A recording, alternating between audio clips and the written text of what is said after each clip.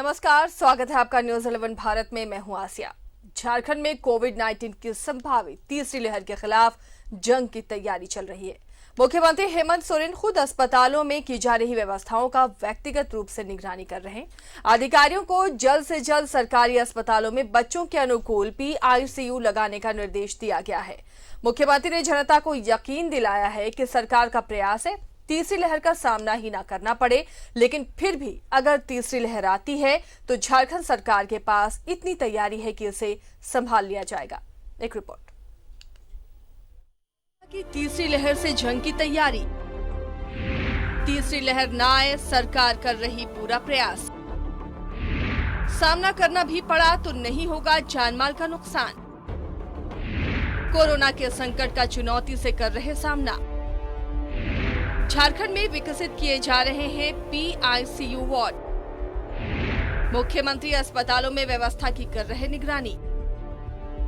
हर तरफ तीसरी लहर और डेल्टा प्लस वेरिएंट की जबरदस्त चर्चा है।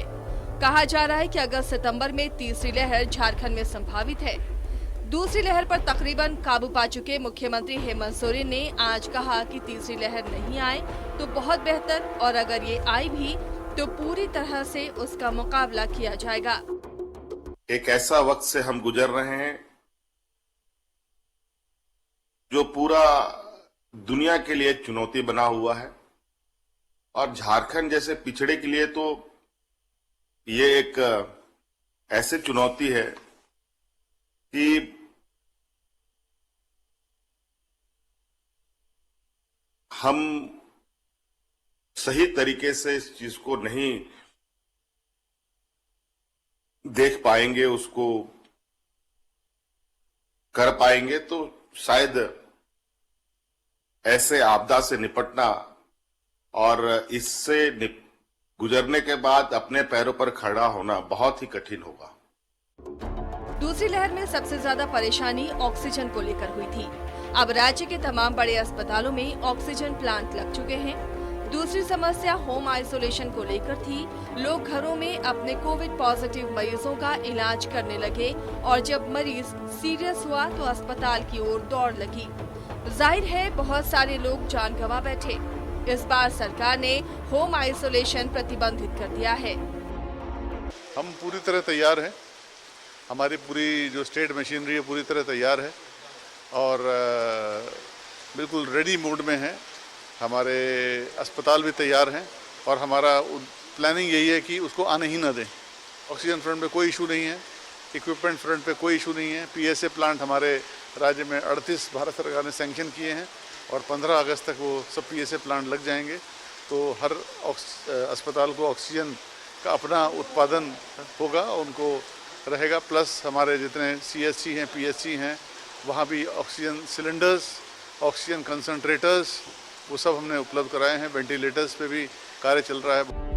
तीसरी लहर में बच्चों के संक्रमण की शंका जताई गई है, तो बच्चों के लिए भी सभी जिला अस्पतालों में PICU वार्ड बना लिए गए हैं। इसके लिए बाकायदा डॉक्टरों को निजी अस्पतालों में भेजकर प्रशिक्षण तक दिलाया जा रहा है। बच्चों का भी लगातार हम लोग कार्य कर रहे हैं, तो व्यवस्थाएं हमने कोई छोड़े नहीं है और लगातार दिन रात हमारे पदाधिकारी, हमारे जिला प्रशासन सब लगे हैं इसी कार्य में। और सभी लोगों से मेरी अपील है कि वे कोविड अप्रोप्रिएट बिहेवियर यानी कि मास्क लगाना, सोशल डिस्टेंसिंग करना, इसको सुनिश्चित करें। किसी भी हालत में मौका न दें, क्योंकि आप हमारे लिए बहुत कीमती हैं, आपकी जान बहुत कीमती है, आपका परिवार बहुत कीमती है। आप रहेंगे तो झारखंड की शान बढ़ेगी। सबसे बड़ी बात है वैक्सीनेशन को 30 तारीख के बाद से 2.5 लाख पर डे की दर से दिए जाने की योजना, ताकि ज्यादा से ज्यादा लोग वैक्सीन के रक्षा कवच में आ जाएं। निजी अस्पतालों को भी पत्र भेजकर अपनी तैयारी कर लेने का निर्देश जारी किया गया है। कोविड मरीजों के लिए रेमडेसिविर की जगह मोनोकोकल इंजेक्शन भी उपलब्ध हो गया है, जो पहले उपलब्ध नहीं था। रांची से न्यूज 11 भारत के लिए शाहनवाज अख्तर की रिपोर्ट।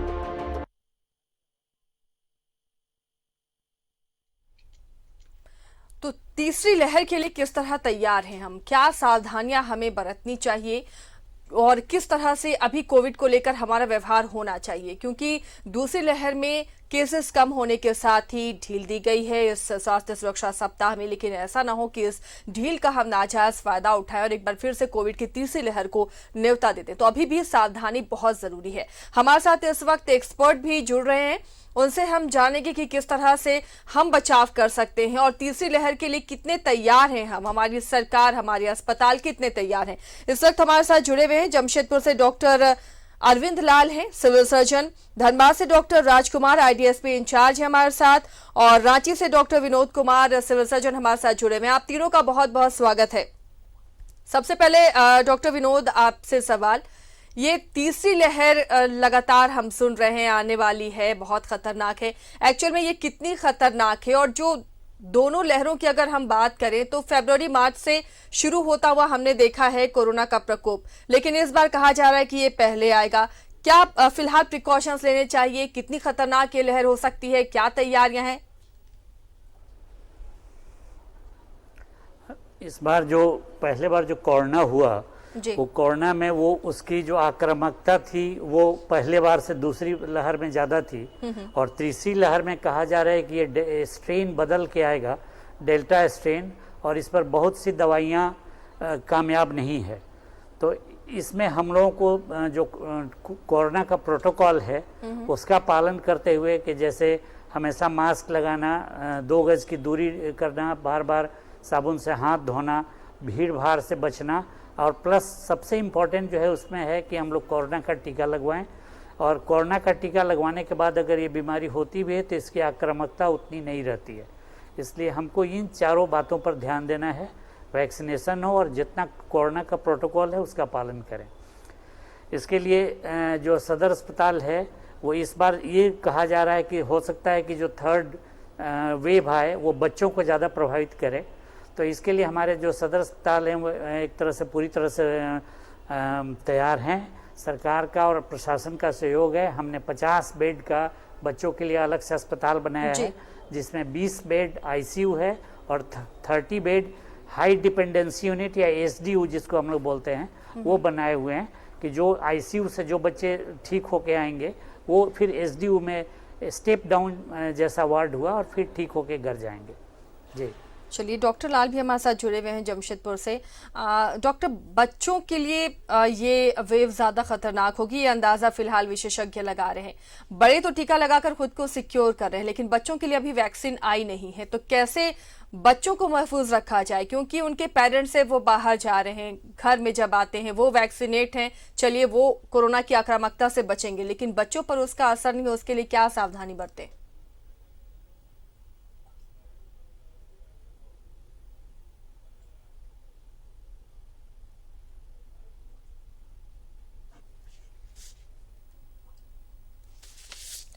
डॉक्टर लाल, आपको आवाज मिल रही है?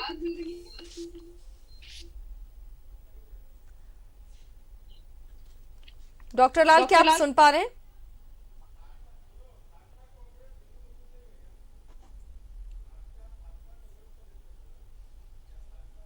मुझे लगता है उन तक आवाज़ नहीं पहुंच पा रही है। हमारे साथ धनबाद से भी जुड़े हुए हैं डॉक्टर राजकुमार।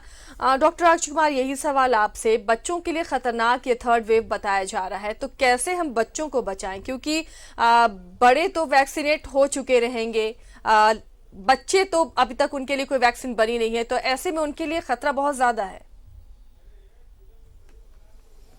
जरूर, देखिए बच्चों पे तो ट्रायल चल ही रहा है और लगातार ट्रायल चल रहा है। हो सकता है आने वाले दिन में बच्चों का भी वैक्सीनेशन स्टार्ट हो सकता है या होगा ही, और लगातार हम सरकार के प्रयास है भी कि बच्चों को जल्दी से जल्दी जितना जल्द वैक्सीनेट हम लोग कर लें। इसमें यह है कि जो बच्चे हैं उनके पेरेंट्स तो ऑलरेडी वैक्सीनेट हैं, और अभी भी बार बार आप लोग को फर्स्ट सेकंड और ये थर्ड वेव जो आने वाली है, इसमें लगातार लोगों से एक ही रिक्वेस्ट है कि बिना किसी काम के बाहर मत जाइए, सोशल डिस्टेंसिंग मेंटेन कीजिए। ये जो कोविड एप्रोप्रिएट बिहेवियर है इसको एकदम मेंटेन करके रखिए। इसको अगर ये सारी चीज़ें अगर हम लोग प्रॉपर वे में रखेंगे या करेंगे तो हो सकता है कि थर्ड वेव से हम लोग बहुत ज़्यादा बच सकते हैं जी। और बच्चे के लिए अभी ट्रायल चल रहा है। देखिए अभी सरकार इस और बहुत तेज़ी से काम कर रही है। हो सकता है कि जल्दी ही हम लोग के बच्चे भी वैक्सीनेट हो जाएं। डॉक्टर लाल, क्या अभी आपको आवाज मिल पा रही है?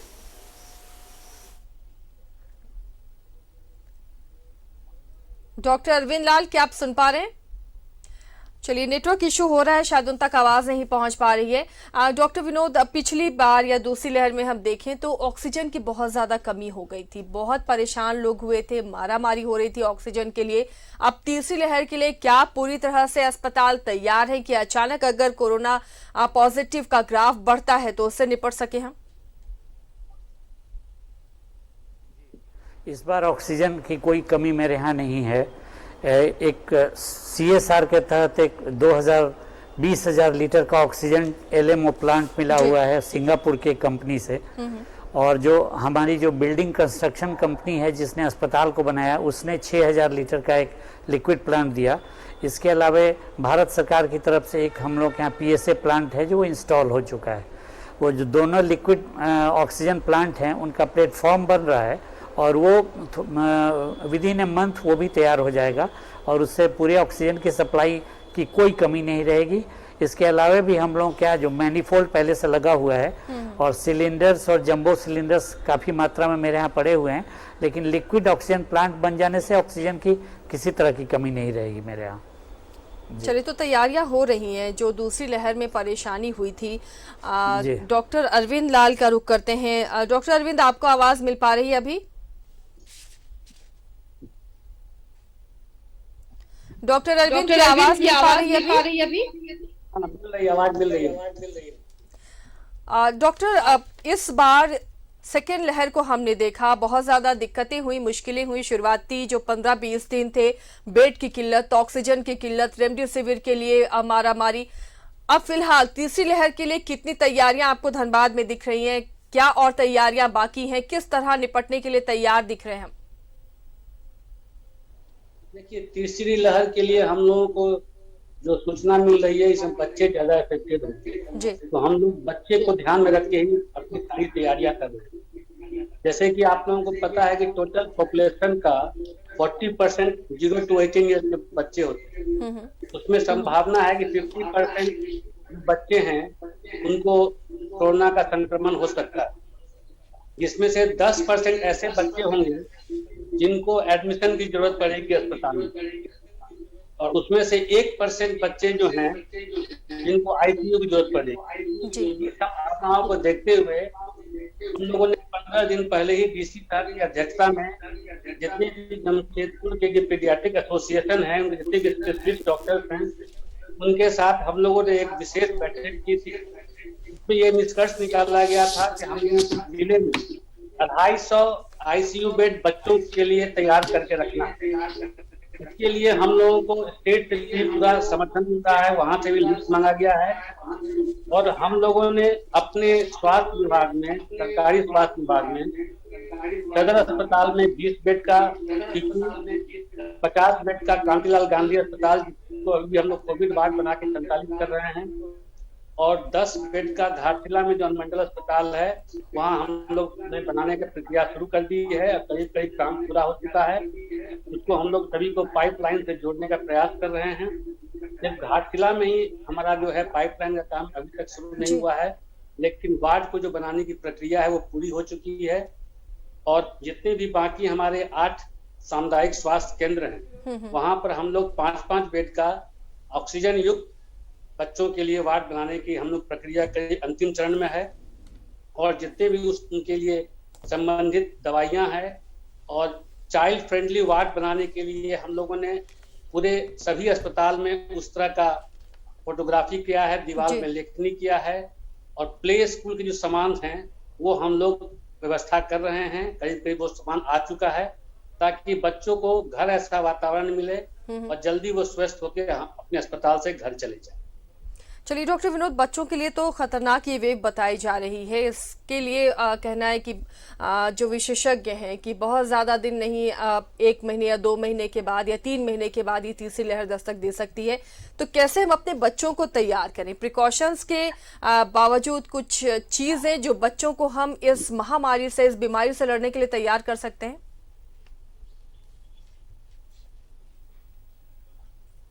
3 वैक्सीनेशन है, वो हम लोग उसका कराएं। उसको कोरोना का टीका अभी ट्रायल स्टेज में है, तो वो तो अभी नहीं आने वाला है, लेकिन बच्चों का जो रूटीन वैक्सीनेशन है वो कराएं। बच्चों को बाहर जाने से रोकें, हमेशा प्रॉपर मास्क लगावे, हाँ सैनिटेशन का ध्यान रखें, हैंड सैनिटेशन का ध्यान रखें। घर में हमेशा ताज़ी बनी हुई चीज़ें खाने के लिए दें, हाई प्रोटीन डाइट दें। कोई अगर इन्फेक्टिव आदमी है उससे भीड़ भाड़ से बच्चे को हमेशा दूर रखें। और जरा भी अगर कोई सिम्टम लगे कि बच्चे में खांसी हो रही है, कुछ इस तरह की बीमारी है, पेट में दर्द है, कोई और भी बात है, तो बच्चे को कोरोना जांच कराएं और उसके हिसाब से उसका इलाज कराएंगे। बच्चों में खास करके ऐसा हो रहा है कि चूँकि बच्चे वैक्सीनेटेड नहीं हैं, लेकिन एक बीमारी आजकल आई है मल्टी सिस्टम इन्फ्लामेटरी डिजीज़ करके, जो यूजुअली वैसे बच्चों में हो रहा है जो बच्चे या तो पहले से कोरोना से संक्रमित हो चुके हैं और अब निगेटिव हो चुके हैं, या उनके घर में लोग संक्रमित हो चुके हैं और वो निगेटिव हो चुके हैं। तो ऐसे बच्चों में 6 से 8 हफ्तों के बाद देखा जाता है कि डिफरेंट सिस्टम ऑफ बॉडी जो हैं, हार्ट है, लंग है, गैस्ट्रोइंटेस्टिनल ट्रैक्ट है, ब्रेन है, लंग्स है, स्किन है, सारे में इन्फेक्शन होगा।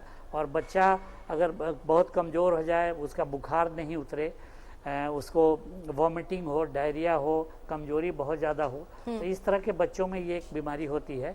तो हम हमेशा, मेरा प्रयास रहना चाहिए हम लोगों का कि हर तरह से बच्चों को पहले प्राइमरी इन्फेक्शन से बचाएं, या घर में अगर कोई कोरोना का मरीज है, अभी तो सरकार का निर्देश आ गया है कि होम आइसोलेशन में किसी को नहीं रखना है, लेकिन अगर कोई विशेष परिस्थिति में होम आइसोलेशन में है भी, तो बच्चों को उससे हमेशा दूर रखेंगे। और हमारे जो CHC हैं, CHC में भी बच्चों के लिए हम लोगों ने 10 बेड का, सारे CHC में नहीं, लेकिन 4 CHC में रांची में हमने 10 बेड का बच्चों के लिए ऑक्सीजन सपोर्टेड हाई ये स्टेप डाउन यूनिट या हाई डिजर्व यूनिट SDU हमने तैयार किया है। और बाकी सारे CHC में 20 बेड का ऑक्सीजन सपोर्टेड बेड हम लोगों ने बनवाया है। तो खास करके जब इन चारों जगह में अगल बगल के जो CHC के बच्चे हैं, अगर उनको दिक्कत होती है तो इस हॉस्पिटल में आएंगे, और अगर वहाँ से उनको लगेगा कि वहाँ से स्थिति उनकी नहीं संभल रही है, तो मेरे हॉस्पिटल सदर अस्पताल में आएंगे, जहाँ पर उनके लिए ICU बेड बना हुआ है। तो सरकारी अस्पतालों में मुकम्मल इंतजाम किए जा रहे हैं। जी डॉक्टर राजकुमार, कोई एक एज ग्रुप है क्या बच्चों में, किस उम्र के बच्चों को ये जो तीसरी वेव है ये हिट करेगी, तो उस उम्र के बच्चों के लिए ज्यादा ध्यान दे माँ बाप जिनके घर में उस उम्र के बच्चे हैं? बेसिकली हम लोग जो तैयारी कर रहे हैं वो PQ का ही कर रहे हैं जी, PICU का ही तैयारी कर रहे हैं। इसमें 2 साल से लेकर 14 साल तक के बच्चे आएंगे, और हम लोग PQ के स्तर पे ही मैक्सिमम तैयारी हम लोग की चल रही है। जो इस एज के 2 साल से लेकर 14 साल तक के बच्चे जो हैं, ये ज़्यादा मतलब चांसेस है कि ज़्यादा इफेक्टेड होंगे। अगर हम लोग देख रहे हैं उस हिसाब से PQ का जो तैयारी हमारे ज़िला में जो चल रहा है जी, तो हमारे PMCH में और सदर अस्पताल में हर जगह PQ की तैयारी चली है। हालांकि ऐसा नहीं कि न्यूनेट्स के लिए तैयारी नहीं है, उन लोगों के लिए भी तैयारी है, बट PQ पर ज़्यादा फोकस किए हुए हैं हम लोग। उस हिसाब से सारा सामान और सारे बेड्स वगैरह भी हमारे यहाँ रेडी हो चुके हैं। और अभी तो हमारे यहाँ से जितने भी मेडिकल ऑफिसर्स हैं, डॉक्टर्स हैं, इन लोगों को ट्रेनिंग के लिए रांची भी भेजा गया है। साथ में जो स्टाफ हैं, स्टाफ को भी ट्रेनिंग दिया जा रहा है, टाइम टू टाइम ट्रेनिंग दिया जा रहा है। और जो वेंटिलेटर है, मॉनिटर है, उन लोगों को मतलब फ्रेंडली किया जा रहा है, लगातार ट्रेनिंग दी जा रही है। जी चलिए, सेकेंड वेव में ये कमी दिखी थी, टेक्निकली स्ट्रांग नहीं थे स्वास्थ्य कर्मी, जिसकी वजह से मशीनें रहने के बावजूद भी उनका इस्तेमाल नहीं हो पाया था। चलिए, एक अच्छी कोशिश है, ट्रेंड अगर स्टाफ होंगे तो ये तीसरी लहर भी आती है तो उससे निपटने में बहुत सहूलियत होगी। एक दर्शक भी हमारे साथ जुड़े हुए हैं, रांची से अशोक कुमार है। अशोक जी, स्वागत है आपका, क्या सवाल है आपका? सर मतलब मैडम ऐसी है, जो बच्चे को घर में कैसे ख्याल रखा जाए, कैसे बच्चे को बचाया जाए जो कोरोना से बच सके वो? चलिए, तो घर में आपको ट्रेनिंग देनी होगी कि बच्चे कैसे बाहर निकलें, तो मास्क लगाएं, हाथों को बार बार धोते रहें, साफ रहें, और जिन्हें सर्दी खांसी उससे बच्चे दूरी बनाकर रखें। थोड़ी मुश्किल तो होगी, लेकिन अगर आप डेली रूटीन में बच्चों को ये आदत डाल देते हैं तो फिर दिक्कत नहीं होगी। डॉक्टर लाल, देखिए पेरेंट्स की यही चिंता है, छोटे बच्चे हैं, कितना भी आप समझाएं वो मानते नहीं है, खेल रहे हैं बाहर, वैसे ही आकर कुछ खा लिया, या फिर सर्दी खांसी है दूसरे बच्चे को, वो बच्चों को वो भेद नहीं होता, उसी तरह वो खेलते हैं। तो कैसे तैयार करें पेरेंट्स अपने बच्चों को इस तीसरी लहर के लिए?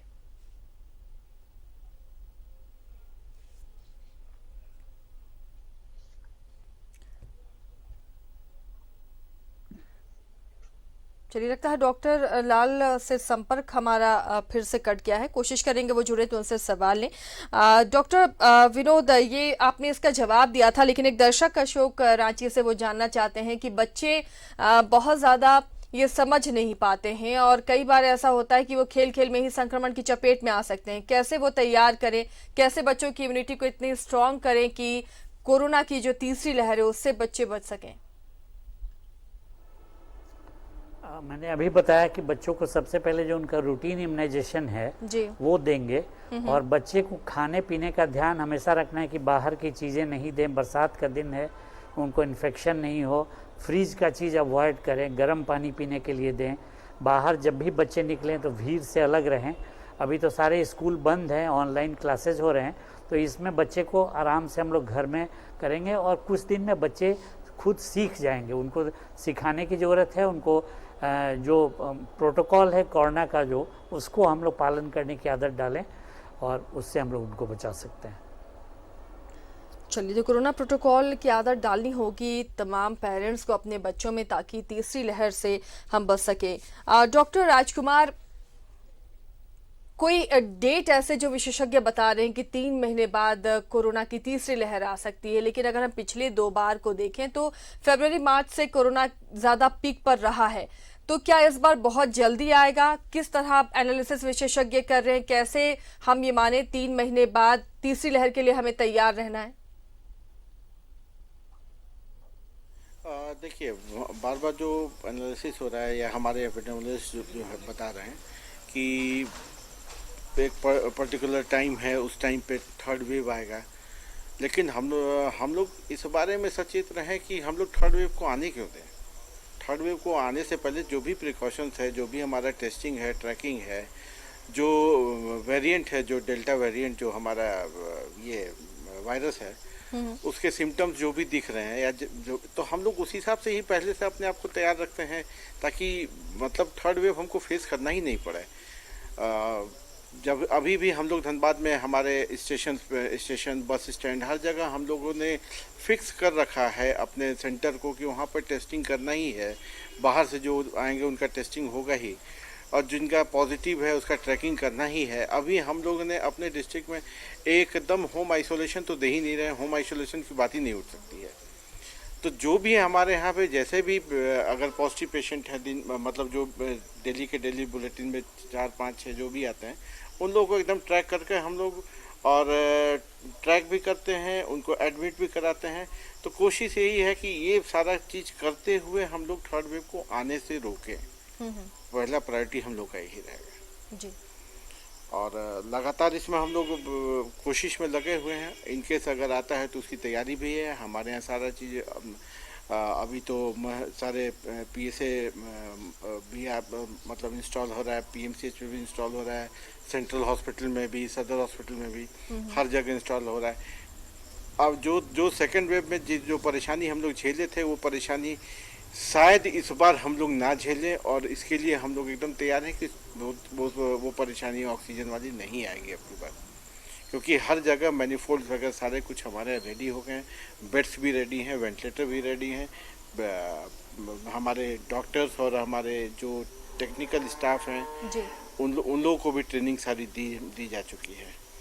तो अभी हम लोग एकदम प्रिपेयर्ड हैं किसी भी चीज़ को फेस करने के लिए। चलिए, तो तैयारी पूरी है, मुकम्मल है। डॉक्टर विनोद, पिछली बार देखा गया था कि शुरुआत में जब कोविड पीक पर था तो स्वास्थ्य कर्मियों की किल्लत हो गई थी। इस बार तीसरी लहर में ये कमी ना हो, क्योंकि खबरें हम भी लगातार दिखा रहे हैं किस तरह स्वास्थ्य कर्मी आंदोलन कर रहे हैं या उन्हें हटाया जा रहा है।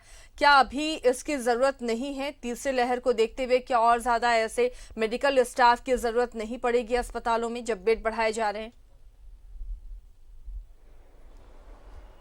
किसी भी स्टाफ को, जो आउटसोर्सिंग के स्टाफ है या एनएचएम के स्टाफ हैं, जी किसी को हटाने की बात नहीं है। सारे लोग रह रहे हैं और उनमें किसी किसी को, जैसे हम लोगों ने बच्चों के लिए सबको रानी चिल्ड्रन हॉस्पिटल में बैच बनाकर जितनी स्टाफ नर्सें हैं उनको हम लोग आईसीयू का ट्रेनिंग दिलवा रहे हैं, डॉक्टर्स की भी ट्रेनिंग वहाँ दिलवा रहे हैं। किसी भी स्टाफ को हटाने की ज़रूरत नहीं है।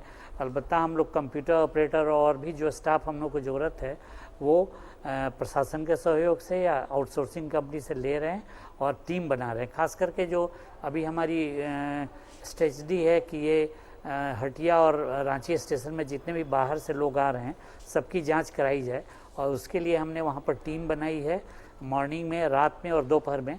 तो वो 24 घंटे वहाँ पर रैट जांच चल रहा है और उसके लिए लगभग 35 से 40 टीमें हर स्टेशन में, हटिया में भी और रांची में भी। और ये जितने भी बाहर से ट्रेनें आती हैं और जितने भी लोग आते हैं, अगर उनके पास कोई 48 आवर्स के पहले का कोई RT-PCR टेस्ट का रिपोर्ट नहीं है तो सबकी जांच हम लोग वहाँ पर करा रहे हैं और करा के उस तरह से स्क्रीन कर लेंगे हम लोग कि अगर कोई पॉजिटिव केस है तो उसको वहीं से हॉस्पिटल भेजेंगे हम लोग, और बाकी तब सारे लोग को हम लोग जाने देंगे। तो स्टाफ किसी को हटाने की बात नहीं है, अलबत्ता स्टाफ बढ़ाया जा रहा है जी। किसी भी स्टाफ को हटाने की बात नहीं है। चलिए, तो इस बार ये दिक्कत नहीं होगी, ये मानकर चल रहे हैं हम, तैयारियां उसी हिसाब से की जा रही हैं और इसका नतीजा भी आने वाले दिनों में देखने को मिलेगा, क्योंकि तमाम जो सरकारी अस्पताल हैं वो प्रिपेयर किए जा रहे हैं। बच्चों के लिए अलग से वार्ड की व्यवस्था की जा रही है जहां पर ऑक्सीजन की भी कोई दिक्कत नहीं होगी, और इसके अलावा जो इंस्ट्रूमेंट होते हैं वो तमाम इंस्ट्रूमेंट मौजूद रहेंगे जो लाइफ सेविंग के लिए ज़रूरी होगा। डॉक्टर राजकुमार, धनबाद में किस तरह की तैयारियां हैं? क्या कुछ और चीज़ें चाहिए सरकार से इन तैयारियों को तीसरी लहर को देखते हुए? देखिए, सेकेंड वेव में गवर्नमेंट से हम लोग को काफ़ी सामान की आपूर्ति की गई थी और सेकेंड वेव के टाइम ही और अभी तक मतलब हमारे यहाँ रांची से सिटीजन फाउंडेशन करके कोई एनजीओ, उससे हमारे यहाँ स्टाफ की जो मैन पावर है वो काफ़ी कुछ मेरे पास आया है। और हमारे जिला में डीएमएफटी से भी ढेर सारे स्टाफ की बहाली भी हुई है और आउटसोर्सिंग के थ्रू ढेर सारे स्टाफ भी आए हैं हमारे यहाँ। तो हमारे यहाँ ऐसे मैन पावर की कोई बहुत ज़्यादा किल्लत नहीं, क्योंकि हमारे यहाँ मैन पावर के लिए एनी टाइम हमारे उपायुक्त महोदय की तरफ से था कि किसी भी तरह की कोई भी कमी नहीं रहे, तो उन्होंने लगातार इस चीज़ पे विशेष ध्यान दिए हुए था और हमारी आउटसोर्सिंग जो कंपनी थी वो भी काफ़ी कुछ प्रोवाइड किए हुए था हमारे लिए। और अभी हमारे स्टेट से जो भी सिटीजन फाउंडेशन से आए हैं वो लोग भी अच्छा काम कर रहे हैं और वो लोग हमारे यहाँ मैक्सिमम लोग ज्वाइन भी कर चुके हैं। तो आने वाले दिन में हमको नहीं लगता कि थर्ड वेव में हमको मैन पावर की कमी झेलनी पड़ेगी। और बाकी जो हमारे पास जो भी पहले से इक्विपमेंट्स की ज़रूरत है, इक्विपमेंट्स हमारे पास पहले से भी थे और अभी भी इक्विपमेंट्स आ रहे हैं और हैं। हम किसी भी स्तर पे कहीं भी पीछे नहीं है। अभी किसी भी तरह का कोई भी वेव अगर आता है तो हम लोग एकदम फेस करने के लिए एकदम रेडी हैं। डॉक्टर लाल, आपको आवाज मिल पा रही है?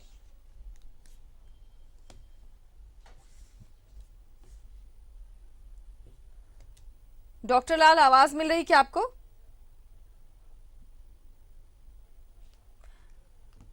चलिए, लगता है आवाज़ नहीं मिल पा रही है, डॉक्टर लाल हमारे साथ जुड़ नहीं पा रहे हैं। इस वक्त एक दर्शक भी हमारे साथ जुड़े हुए हैं। पंकज, आपका स्वागत है, अपना सवाल पूछिए। डॉक्टर विनोद से मेरा सवाल है कि अप्रैल आखिर में कोरोना नेगेटिव हो गया था, क्या अब मैं वैक्सीन ले सकता हूँ? चलिए, भी एक महत्वपूर्ण सवाल है क्योंकि कई लोग इस बार कोरोना की चपेट में आए थे। डॉक्टर विनोद, आपसे जानना चाहेंगे, अप्रैल में कोरोना नेगेटिव ये हो चुके हैं तो क्या अब वो वैक्सीन के लिए एलिजिबल हैं, वैक्सीन ले सकते हैं? वो नेगेटिव होने के बाद अब नया गाइडलाइन के हिसाब से 3 महीने के बाद वो वैक्सीन की पहली डोज ले सकते हैं जी। यानी जुलाई के बाद वो होने के बाद जी। तो नेगेटिव होने का जी जिस दिन नेगेटिव हुए उससे 3 महीने बाद वो पहली खुराक ले सकते हैं वैक्सीन की। और उसके बाद फिर जैसा जो वैक्सीन लेते हैं, कोवैक्सीन लेते हैं तो 28 दिनों के बाद दूसरा डोज मिलेगा, और अगर वो कोविशील्ड लेते हैं तो 84 दिनों के बाद उनका दूसरा डोज मिलेगा। दोनों के अलग अलग है। डॉक्टर लाल, अब आवाज मिल पा रही है क्या आपको? चलिए फिर से आवाज़ नहीं मिल पा रही है। डॉक्टर राजकुमार, एक सवाल लोगों के जहन में वैक्सीन को लेकर अभी भी है कि ये जो वैक्सीन लगवा रहे हैं हम, या तो कोविशील्ड हो या कोवैक्सीन हो, ये कितने दिनों तक इफेक्टिव होगा, कितने दिनों तक ये कोरोना से हमें बचाकर रख सकता है? देखिए, कोवैक्सीन या कोविशील्ड ये आप अगर दोनों डोज ले लेते हैं तो लेने के बाद अभी जो भी सर्कुलर आया है उस हिसाब से हम लोग को ये है कि 9 मंथ्स के बाद एक बूस्टर डोज भी लेना है। लेकिन 1 साल तक आप इससे बचे रहेंगे अगर दोनों डोज आपने सेफली ले लिया है तो। जी। अभी तो हमारे जैसे कोविशील्ड है, कोविशील्ड में पहले था कि 28 डेज बाद सेकेंड डोज लेना था, उसको बढ़ाकर 45 डेज किया गया, अभी 84 डेज कर दिया गया। और कोवैक्सीन में 29 डेज के बाद ही सेकेंड डोज मिलेगा। तो क्या ये दोनों वैक्सीन इक्वल इफेक्टिव हैं? दोनों वैक्सीन देखिए मैडम, दोनों वैक्सीन एकदम इफेक्टिव है। अभी ऐसा कहीं भी नहीं है, क्योंकि एज सिंपली मतलब एग्जांपल यही है कि हम लोगों ने भी कोविशील्ड लिया है और लगातार सेकेंड वेव में पॉजिटिव पेशेंट्स के साथ ही काम किया है। जी। तो जो जैसा कि हम लोगों ने देखा कि हम लोग सारे लोग वैक्सीनेटेड, हमारे जितने स्टाफ जितने डॉक्टर्स वैक्सीनेटेड हैं, तो वैक्सीन का अच्छा खासा असर था। चलिए, एक दर्शक भी हमारे साथ जुड़े हुए हैं धनबाद से। आपका स्वागत है, अपना सवाल पूछिए। जी, मैं आधार सिंह बोल रहा हूँ। मैं जी आधार जी, कक्षा 11वीं का छात्र हूँ जी। और मेरा सवाल ये है कि ये जो वैक्सीन हमें लगने जा रहा है, इससे हमें कितनी सेफ्टी होगी? चलिए, आप 18 साल के हो गए हैं आधार? जी जी, अगले साल हो जाऊंगा मैं। तो आप वैक्सीन नेक्स्ट ईयर लेंगे? जब तक अभी बच्चों का ट्रायल नहीं होता आपको इंतजार करना पड़ेगा 1 साल आधार। लेकिन आपका जो सवाल है उसका जवाब लेते हैं। डॉक्टर विनोद, कितना सेफ है वैक्सीन लगाने के बाद, ये जानना चाहते हैं आधार। ये बिल्कुल 100% सेफ है। कहीं से भी वैक्सीन लगाने से कोई सीरियस जो AEFI होता है रिएक्शन की बात नहीं आई है। और दोनों वैक्सीन जो है, कोविशील्ड है और कोवैक्सीन है, दोनों पूर्णतः सुरक्षित है। थोड़ा बहुत इम्यून रिस्पॉन्स में अंतर आता है, किसी का इम्यूनिटी 80% हो, किसी का 79 हो। लेकिन अगर 2 डोज वैक्सीन का लिया हुआ है तो गवर्नमेंट का भी ये है, स्वास्थ्य विभाग का भी ये मानना है कि उसको सीरियस बीमारी कभी नहीं होगी और जान जाने का डर नहीं रहेगा उसका। इसलिए वैक्सीन हमेशा सेफ है। 18 साल से बड़े लोगों के लिए अभी तक है, उसके नीचे का ट्रायल चल रहा है। जैसे ही ट्रायल हो जाएगा उसके नीचे के भी लोगों को, उम्र के लोगों को भी वैक्सीन पड़ेगा। तो दोनों वैक्सीन पूरी तरह सुरक्षित है। डॉक्टर राजकुमार, ये जो वैक्सीन हम ले रहे हैं कोरोना से बचने के लिए, ये कोरोना वायरस को लेकर हमारे बॉडी में इम्यूनिटी डेवलप करता है, लेकिन क्या इस वैक्सीन से बाकी बीमारियों के लिए जो हमारा इम्यून सिस्टम काम करता है उस पर कोई असर होता है? बाकी जो देखिए, बेसिकली ये जो वैक्सीन हम लोग ले रहे हैं तो ये कोविड से लड़ने के लिए बेसिकली हम लोग अभी जो सबसे ज़्यादा जो झेल है कोविड से लड़ने के लिए सक्षम है। बाकी जो है उनके लिए तो अलग अलग वैक्सीन है, वो अपना जो नहीं, लेकिन क्या बाकी चीजों से लड़ने के लिए जो हमारा बॉडी तैयार होता है, कि इम्यून सिस्टम होता है बॉडी का, उस पर कोई असर तो नहीं होता, नेगेटिव असर? नहीं, ऐसा कोई अभी वो नहीं है, कहीं ऐसे कोई ऐसा रिपोर्टिंग नहीं है कि कोई इसका मतलब इफेक्ट पड़ता हो, ऐसा कुछ भी नहीं। जी। चलिए, एक दर्शक हजारीबाग से हमारे साथ जुड़े हुए हैं, संतोष जुड़े हुए हैं। संतोष, अपना सवाल पूछिए।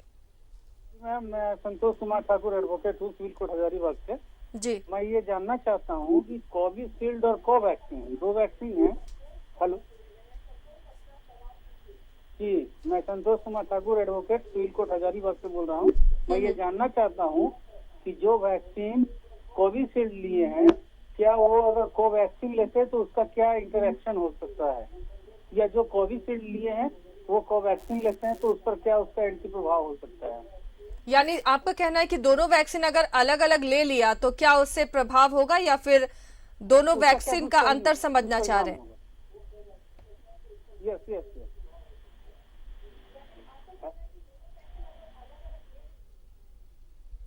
डॉक्टर विपिन, एक दर्शक हैं संतोष, वो डॉक्टर विनोद वो जानना चाह रहे हैं कि अगर दोनों वैक्सीन उन्होंने कोवैक्सीन या कोविशील्ड ले लिया, दोनों अलग अलग फर्स्ट एंड सेकेंड डोज, तो क्या इससे कोई फर्क पड़ता है या फिर दोनों वैक्सीन में से बेटर कौन है?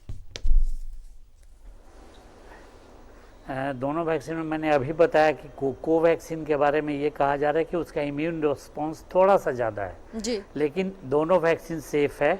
अभी तक के गाइडलाइन के हिसाब से जो कोवैक्सीन ले रहे हैं उनको कोवैक्सीन लेना है, जो कोविशील्ड ले रहे हैं उनको कोविशील्ड ही दूसरा डोज लेना है। अभी ये बात आशंका की जा रही है कि हो सकता है कि वैक्सीन का बदलने से, जैसे कोविशील्ड कोई ले रहे हैं कोवैक्सीन लें दोबारा में, तो हो सकता है कि इम्यून रिस्पॉन्स अच्छा है, उसका अच्छा आवे, लेकिन ये अभी तक प्रूव नहीं हो चुका है। अभी ये इस पर चल रहा है, इन्वेस्टिगेशन ही चल रहा है कि क्या वैक्सीन चेंज करने से इम्यूनिटी अच्छी होगी। ऐसा अभी कुछ गाइडलाइन नहीं है। अभी तक के गाइडलाइन के हिसाब से वही वैक्सीन लेना है जो पहले डोज में हमने लिया है। जी, डॉक्टर राजकुमार, कई ऐसे विदेशी वैक्सीन भी हैं जो ज़्यादा इफेक्टिव हैं। स्पुतनिक वी है, स्पुतनिक लाइट है, इसके अलावा फाइजर है। वो भारत के बाजारों में आसानी से कब तक उपलब्ध होगा? क्या वो ज़्यादा कारगर है? देखिए, जब तक कि हमारे पास यहाँ पे हिंदुस्तान में अभी तक हम लोग कोविशील्ड और कोवैक्सीन ही यूज़ कर रहे हैं और यहाँ पे ये अभी इजीली अवेलेबल है हमारे पास। स्पुतनिक का है कि एक या 1.5 महीना बाद उसका है कि इंडिया में आ रहा है, या कहीं लोग बता रहे हैं कि मतलब बहुत जल्दी ही आने वाला है। तो ये जब वैक्सीन मार्केट में आएगा, इसका इफेक्ट उस समय, अभी तो जो स्टडी किया गया है उस स्टडी के हिसाब से दिखाया जा रहा है कि ठीक है, इफेक्टिव है। लेकिन हमारे पास जो हमारे इंडिया में जो भी कोविशील्ड और कोवैक्सीन जो दोनों यूज़ है, ये अभी एकदम बहुत ही अच्छा और बहुत ही इफेक्टिव है। जैसा कि लोग इसका कंपेयर करते हैं, तो कंपेयर करने वाले इसमें कोई मैटर नहीं कि वो उसका कितना एफिकेसी है, इसका कितना एफिकेसी है। जबकि मैंने खुद देखा है कि कोविशील्ड लगाए हुए लोग जो भी वैक्सीन लिए हैं कोविशील्ड, तो वो भी उतना ही ढंग से या उतना ही अच्छे से काम कर रहा है जितना कि जो कोवैक्सीन लिया हुआ व्यक्ति है। जैसे हमारे यहाँ शुरुआत में कोविशील्ड ही आया था, जो कि सभी हमारे जो भी हेल्थ वर्कर हैं सारे के सारे वो कोविशील्ड ही लिए हुए हैं। तो अभी तक हमारे ऐसे सिस्टम में हमारे सामने अभी कोई भी ऐसा कुछ नहीं दिखा कि कोविशील्ड लगाने से मतलब हमारे जो हेल्थ वर्कर हैं उनके उससे बाद में कोविड हुआ, कोविड होने के बाद कुछ ऐसा हो गया उनके साथ। अभी हमारे पास ऐसा कोई भी केस नहीं है हमारे डिस्ट्रिक्ट में, तो कम से कम नहीं है, जहाँ की हम लोगों ने सारे हमारे पूरा सिस्टम ने कोविशील्ड ही लिया हुआ था। चलिए, तो दोनों वैक्सीन जो भारत में है वो दोनों ही सेफ हैं। डॉक्टर विनोद, क्या ये जो नई वैक्सीन आएगी वो तो बाद में आएगी, उसे कहा जा रहा है वो ज़्यादा इफेक्टिव होगी, लेकिन कोवैक्सीन और कोविशील्ड, क्या ये दोनों वैक्सीन जो डेल्टा वेरिएंट हैं उस पर असरदार होंगी? डॉक्टर विनोद, लेकिन उससे पहले डॉक्टर राजकुमार, आपका शुक्रिया, आपने वक्त दिया। डॉक्टर राजकुमार हमारे साथ जुड़े हुए थे धनबाद से, लेकिन हमारे साथ रांची से सिविल सर्जन डॉक्टर विनोद जुड़े हुए हैं। डॉक्टर विनोद, आप इसका जवाब दीजिए। जी, वो डेल्टा वेरिएंट जो आया है, चूँकि एकदम नया स्ट्रेन है, तो इसके बारे में कहा जा रहा है कि जो 2 वैक्सीन कोविशील्ड या कोवैक्सीन लिए हुए हैं उन पर अगर बीमारी होती भी है तो उसका असर कम होगा। अभी डेल्टा वेरिएंट के लिए ये दोनों वैक्सीन कितनी इफेक्टिव होगी ये अभी रिसर्च की बात है, लेकिन अब तक ये कहा जा रहा है कि डेल्टा वेरिएंट किसी को हुआ है, अगर उसने पहले से वैक्सीन ली है तो इसकी सीरियसनेस जो बीमारी की है वो कम होगी।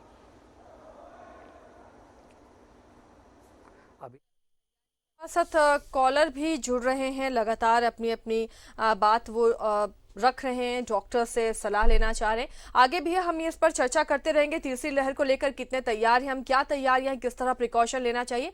अगर आपके मन में भी कोई सवाल है तो हमें कॉल कर सकते हैं, नंबर टीवी स्क्रीन पर आ रहा है। और हमारे साथ डॉक्टर्स भी जुड़े हुए हैं, सिविल सर्जन रांची से जुड़े हुए हैं, जमशेदपुर से भी सिविल सर्जन जुड़े हुए हैं। फिलहाल एक छोटे से ब्रेक के लिए यहाँ पर रुकते हैं।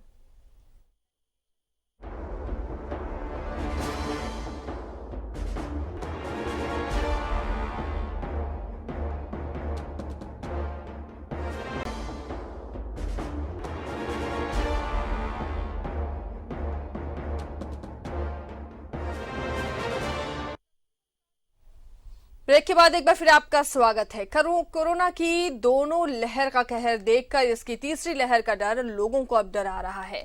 विशेषज्ञों ने भी 6 से 8 सप्ताह के बीच तीसरी लहर के आने की आशंका जाहिर की है। उनका यह भी कहना है कि कोरोना प्रोटोकॉल में लापरवाही ही तीसरी लहर को दावत देगी। निदेशक डॉक्टर रणदीप गुलेरिया ने 6 से 8 सप्ताह के बीच तीसरी लहर के आने की आशंका जाहिर की। कोरोना प्रोटोकॉल में लापरवाही तीसरी लहर को देगी दावत। दूसरी लहर से भी ज्यादा खतरनाक होगी कोरोना की तीसरी लहर। रिम्स क्रिटिकल केयर के इंचार्ज डॉक्टर प्रदीप भट्टाचार्य ने कहा कि एम्स के निदेशक डॉक्टर रणदीप गुलेरिया ने भी 6 से 8 सप्ताह के बीच तीसरी लहर के आने की आशंका जाहिर की है। वहीं Indian institute of technology Kanpur के प्रोफेसर का भी विश्लेषण है कि 15 जुलाई तक भारत अगर अनलॉक हो जाता है तब इस परिस्थिति में तीसरी लहर बहुत तेजी से आएगी। Randeep Guleria all India institute medical science के जो डायरेक्टर साहब हैं, उन्होंने कहा था कि ऐसा उम्मीद है कि 6 से 8 हफ्ते में थर्ड वेव आने की संभावना है। और उसके बाद फिर Indian institute of technology Kanpur के वहाँ के जो प्रोफेसर्स हैं, उन्होंने एक एनालिसिस किया और उस एनालिसिस के बेसिस पे उन्होंने कहा कि अगर 15 जुलाई तक पूरी तरह से भारत अनलॉक हो जाता है और वैक्सीनेशन ड्राइव बंद हो जाता है या चालू नहीं रह पाता है, ऐसे केस में हम थर्ड वेव हमारे पास बहुत तेजी से आएगा। टीकाकरण का काम प्रभावित हुआ तब इस परिस्थिति में जुलाई में तीसरी लहर दस्तक दे सकती है। वहीं अनलॉक की प्रक्रिया चलती रही तो तीसरी लहर को अक्टूबर तक टाला जा सकता है। ऐसे केस में जहां वैक्सीनेशन ड्राइव हमारा तेजी से चलते रहा और दूसरा अनलॉकिंग की प्रक्रिया जो है, इसको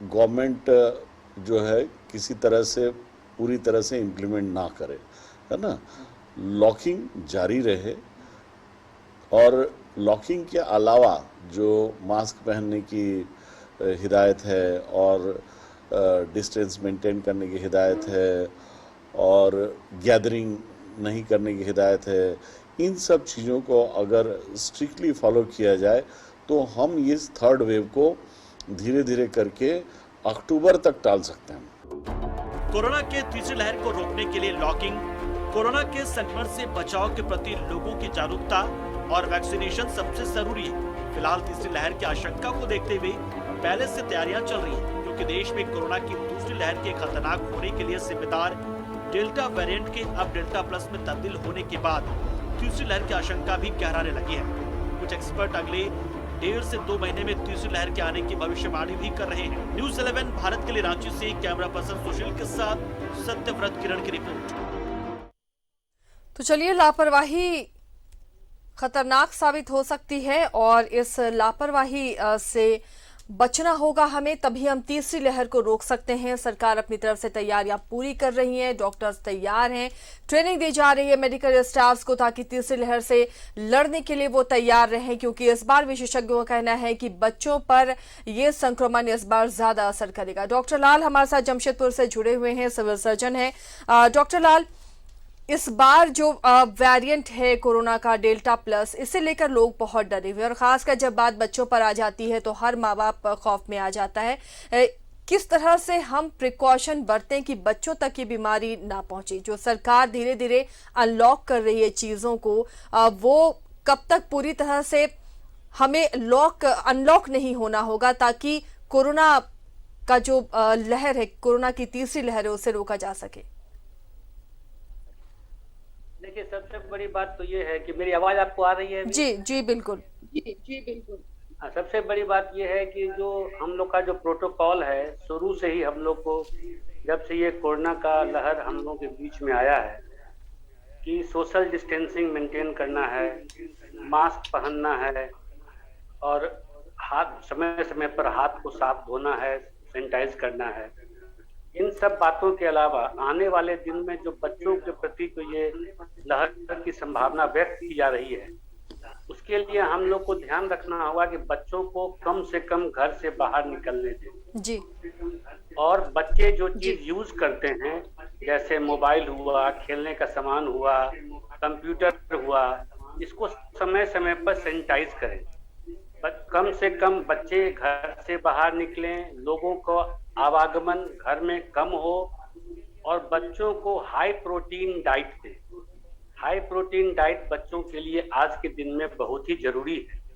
बच्चों को हाई प्रोटीन डाइट मिलना चाहिए जी। और इन सब बातों से अलावा मैं पुनः फिर यही कहूंगा कि जितना बच्चे हमारे अलग रहेंगे और उतना ही उनके लिए अच्छा रहेगा।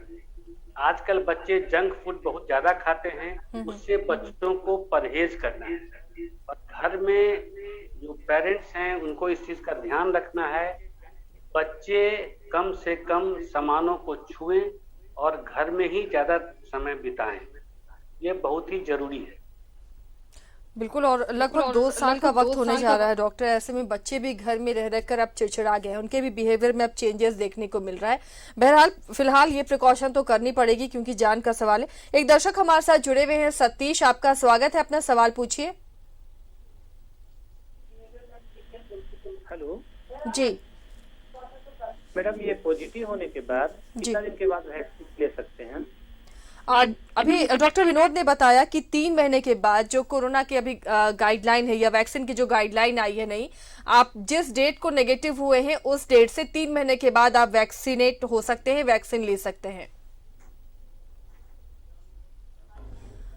डॉक्टर विनोद, ये देखिए बार बार ये दर्शक पूछ रहे हैं, लोगों को तीसरी लहर का खौफ इतना ज्यादा है, क्या जो 3 महीने का वक्त है उनके में एंटीबॉडी बन गई होती है, उतनी इम्यूनिटी आ जाती है कि वो कोरोना से लड़ सके, इसलिए बाद में उन्हें वैक्सीन लेने कहा जा रहा है?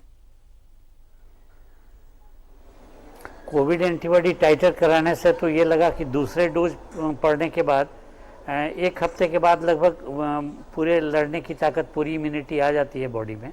लेकिन अभी जो गाइडलाइन बदला उसके हिसाब से कोविशील्ड अगर है तो सेकेंड डोज उसका 84 डेज के बाद और कोवैक्सीन है तो 28 डेज के बाद। इसका रिलैक्सेशन सिर्फ उन्हीं लोगों को मिला है जिनको फॉरेन कंट्री में जाना है, कोई पढ़ाई करनी है, किसी इलाज के लिए जाना है, कोई जॉब में है, इस तरह के जो लोग हैं जिनको विदेश जाना है, उनको ये वैक्सीन समय से पहले दी जा सकती है। मतलब इवन 28 दिन के बाद, और कोविशील्ड भी 28 दिन के बाद दी जा सकती है। लेकिन बाकी लोगों में जो गवर्नमेंट का प्रोटोकॉल है वही है, और अगर 2 वैक्सीन लेते हैं तो पूरी उम्मीद की जानी चाहिए कि इसमें इम्यूनिटी अच्छी बनेगी। यानी दोनों वैक्सीन लेना जरूरी है आपको। एक दर्शक हमारे साथ जुड़े हुए रांची से। जी बोलिए डॉक्टर विनोद, बोलिए। जी, यही बोल रहा था कि वैक्सीन की दोनों डोज एकदम जरूरी है। एक डोज लेने के बाद पूरी इम्यूनिटी नहीं बन पाती है, दूसरी डोज लेने के बाद ही इम्यूनिटी पूरी तरह बन पाती है। इसलिए एक डोज लेने का कोई मतलब नहीं है। एक डोज लेने का मतलब है कि वो हाफ हार्टेडली ट्रीटमेंट हो रहा है किसी चीज़ का, वो कहीं से भी ठीक नहीं है। चलिए, दोनों डोज लेना जरूरी है। वैक्सीन लेने के बाद प्रिकॉशंस क्या लेने होंगे वो हम डॉक्टर से जानेंगे, लेकिन इस बीच एक दर्शक हमारे साथ उपेंद्र जुड़े हुए रांची से। उपेंद्र, आपका स्वागत है, अपना सवाल पूछिए। नमस्ते मैम। जी नमस्ते। ये पूछना है मैम कि वैक्सीन के बारे में पूछना है कि मेरा शरीर में मतलब हाथ और पैर में जलन होते रहता है और जीभ में जलन रहता है, और हम ये अपना बेंगलोर जाकर के टेस्ट करवाए थे, बहुत दिखलाए हैं, लेकिन ये तो क्या इसमें हम वैक्सीन ले सकते हैं? विटामिन डी घटा हुआ है मेरा। जी चलिए, डॉक्टर लाल, विटामिन डी कम है, एक दर्शक हमारे साथ जुड़े हुए हैं, उनके हाथ पैर में बहुत जलन होती रहती है, क्या इस कंडीशन में वो वैक्सीन ले सकते हैं?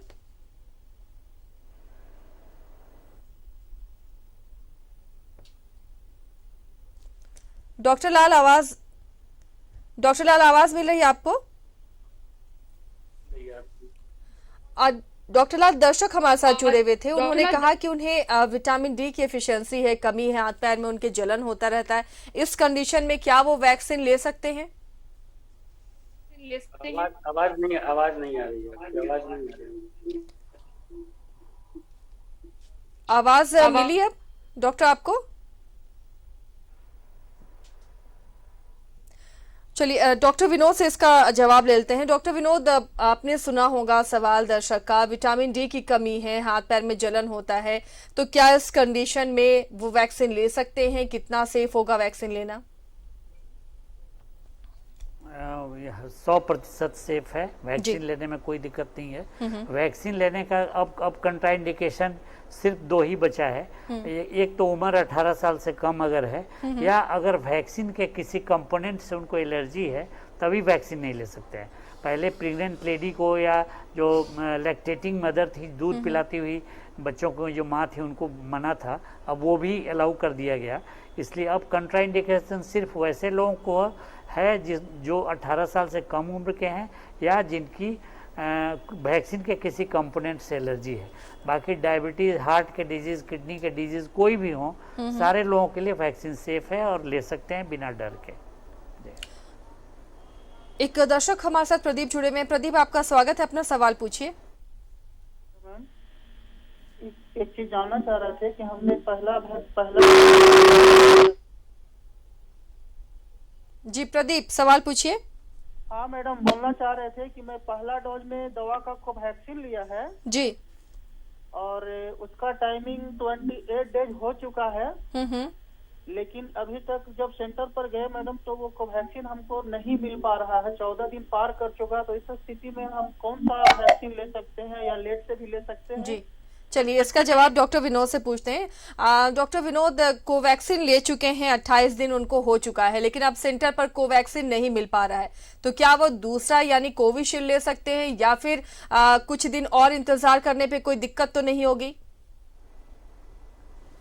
जी, वो कोविशील्ड तो नहीं लेंगे, कोवैक्सीन वाले कोवैक्सीन लेना है। कोवैक्सीन तो अवेलेबल है, पता नहीं किसी सेंटर में गए होंगे, वहाँ हो सकता है कि उस समय घट गया हो, लेकिन कोवैक्सीन अवेलेबल है। और जो कोवैक्सीन लिया है उसको कोवैक्सीन ही लेना है। 28 से 42 दिन तक का दिन है, अगर 28 दिन बीत भी गया तो 2-4 दिन ज़्यादा होने से कोई उसमें दिक्कत नहीं आएगी। चलिए, तो प्रदीप जी, आपके सवाल का जवाब मिल गया। कोई आपको टेंशन लेने की जरूरत नहीं है, थोड़ा दिन बीत भी जाता है तो कोई दिक्कत नहीं होगी। एक और दर्शक हमारे साथ बोकारो से जुड़ी हुई है, साधना, आपका स्वागत है, अपना सवाल पूछिए। जी मैम, नमस्ते मैम। जी नमस्ते। जी मैम, मेरे को मार्च में मतलब 19 मार्च को मतलब डिलीवरी हुआ है जी, तो मैं वैक्सीन ले सकती हूँ? डॉक्टर विनोद, मार्च में डिलीवरी हुई है इनकी, अब तो चूंकि लैक्टेटिंग मदर भी इससे फ्री हैं, तो क्या वो अब वैक्सीन ले सकती हैं? बिल्कुल बिल्कुल, अब लैक्टेटिंग भी रहती तो ले सकती थी, और अभी तो अब काफ़ी दिन हो गया दूध पिला रही होंगी बच्चे को, लेकिन वैक्सीन लेने में कोई कंट्राइंडिकेशन है, कोई रोक नहीं है, एकदम आराम से ले सकती हैं। चलिए साधना जी, आप आराम से बेफिक्र होकर वैक्सीन लीजिए, क्योंकि फिलहाल कोरोना से बचने का यही उपाय है। अब लैक्टेटिंग मदर भी आराम से वैक्सीन ले सकती हैं, बस एक जिनको एलर्जी है उसके कॉम्पोनेंट से। डॉक्टर लाल, आवाज मिल पा रही है आपको? मिल रही है। डॉक्टर लाल, जैसे भी डॉक्टर विनोद ने भी बताया कि वैक्सीन के जो कंपोनेंट से किसी को एलर्जी है तो ही वो वैक्सीन ना ले तो दिक्कत हो सकती है, लेकिन वैक्सीन अगर हम लेते हैं उसके बाद क्या प्रिकॉशंस हमें अगले 24 घंटे बरतना चाहिए? हेलो,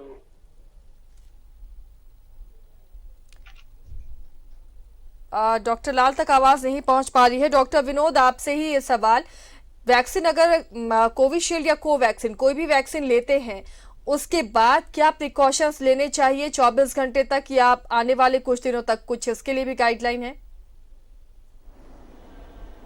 जी, वो वैक्सीन लेने के बाद आधे घंटे तक मरीज को जो वैक्सीन साइट है उसके ऑब्जर्वेशन रूम में रहना है, कि अगर कोई सीरियस कुछ भी AEFI होता है तो उसी समय होता है जी। बाकी उससे ज़्यादा बाद में कुछ नहीं, शुरू में ही जो होना है वो होगा। तो उसके लिए आधे घंटे तक उस पेशेंट को हम लोग को ऑब्जर्व करना होता है और ऑब्जर्वेशन रूम में उनको रहना चाहिए। बाकी उस दिन अगर प्रेफरेबली वो आराम करें, ऐसे कोई गाइडलाइन नहीं है कि उनको कुछ करना है। हल्का फुल्का बुखार या जो इंजेक्शन साइट है वहाँ दर्द हो सकता है तो वो पैरास्टामोल की गोली लेंगे, बाकी और कोई दवा या कुछ और करने की जरूरत नहीं है। चलिए, एक दर्शक चंदन हमारे साथ जुड़े हुए हैं। चंदन, आपका स्वागत है, अपना सवाल पूछिए। शुगर फास्टिंग में 400 है जी, क्या मैं वैक्सीन ले सकता हूँ? डॉक्टर विनोद, इनका डायबिटिक है ये और फास्टिंग में 400 इनका शुगर लेवल है, क्या ये वैक्सीन ले सकते हैं? जी बिल्कुल बिल्कुल, इनको तो अगर कोरोना हो तो ज़्यादा दिक्कत होने की संभावना है।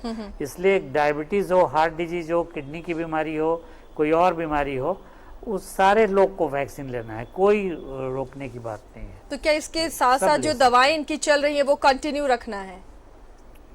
जी वो सारी दवाइयाँ, डायबिटीज़ की है तो डायबिटीज़ की दवा जो उसका प्रिकॉशन है वो चलेगा। हार्ट की बीमारी अगर है तो उसकी जो दवा चलती है वो चलती रहेगी। कोई भी अन्य बीमारी है उसकी दवा ज्यों की त्यों चलेगी। इसके लिए कोई अलग से कुछ करने का नहीं है। ये जो कोरोना का जो वैक्सीन है, कोविड का जो वैक्सीन है, वो कोविड के अगेंस्ट में प्रोटेक्शन इम्यूनिटी बनाता है। कोई उससे और किसी बीमारी को, किसी ऑर्गन को कोई दिक्कत नहीं है। चलिए डॉक्टर साहब, आप दोनों ने इतना वक्त दिया और दर्शकों को वो तमाम जानकारी दी जो तीसरे लहर को लेकर उनमें आशंका थी, शंका थी, कहीं ना कहीं वो डर दूर हुआ है। फिलहाल जो जरूरी बातें डॉक्टर्स भी बता रहे हैं कि वैक्सीन जरूर लीजिए, एकमात्र फिलहाल यही उपाय है। आप कोरोना से जंग जीत सकते हैं, वैक्सीन लीजिए और अभी भी तमाम गाइडलाइन और प्रोटोकॉल का पालन करिए। बहुत बहुत शुक्रिया डॉक्टर विनोद और डॉक्टर अरविंद लाल, आप दोनों का अपना कीमती वक्त देने के लिए। तो उम्मीद है हमारे दर्शक भी इससे जरूर फायदा उठाएंगे और तीसरी लहर के लिए हम सरकार के साथ कदम से कदम मिलाकर चलेंगे और इसका मुकाबला करेंगे। तो थोड़ी भी लापरवाही खतरनाक साबित हो सकती है। कोरोना के तमाम गाइडलाइंस का पालन करिए, तीसरी लहर को हम जरूर रोकने में कामयाब होंगे।